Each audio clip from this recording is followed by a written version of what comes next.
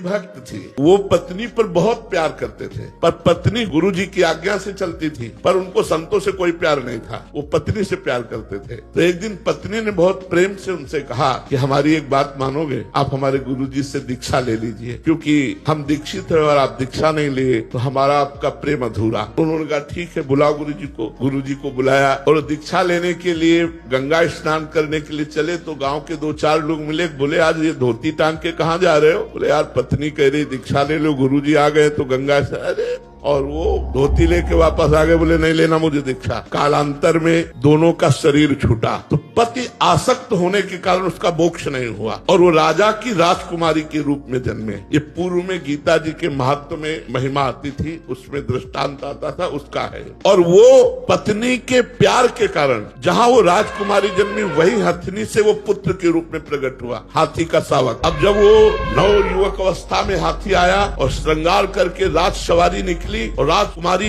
सिंहासन पर आरूढ़, तो जे भी उसने देखा तो पूरी स्मृति जागृत हो गई कि ये तो मेरी पत्नी है। अब ये राजकुमारी और मैं हाथी हूँ, कैसे मिलन हो सकता है? वो चुपचाप सहता रहा क्योंकि कुछ अपनी बात व्यक्त नहीं कर सकता, हाथी रूप में है। अब राजा ने अपनी राजकुमारी का स्वयंवर रचा। जे ही स्वयंवर की घोषणा हुई तो उसने खाना पीना सब छोड़ दिया। वो बहुत ही सुशोभित हाथी के रूप में था। राजा को सूचना पहुंची, राजवैद्यों ने देखा, बोले कोई रोग नहीं। राजकुमारी विज्ञान संपन्न थी क्योंकि भजन करती थी। उसने कहा इसकी औषधि मेरे को पता है, मुझे एक बार इसके समीप जाने दो। नजदीक गई और कान में कहा था गुरुदेव को वरण कर लो। नहीं वरण किया ना तो हाथी की योनि को प्राप्त हुए। सकुचाओ मत, तुम्हारे गले में जयमाला डालूंगी। सकुचाओ मत, स्वयंवर में तुम शोभा के लिए खड़े किए जाओगे और मैं तुम्हारे ही गले में माला डालूंगी और इस जन्म में इतना भजन करूंगी कि आगे जन्म में हम फिर दोनों मिलेंगे। उसने ऐसा ही किया। भजन के प्रभाव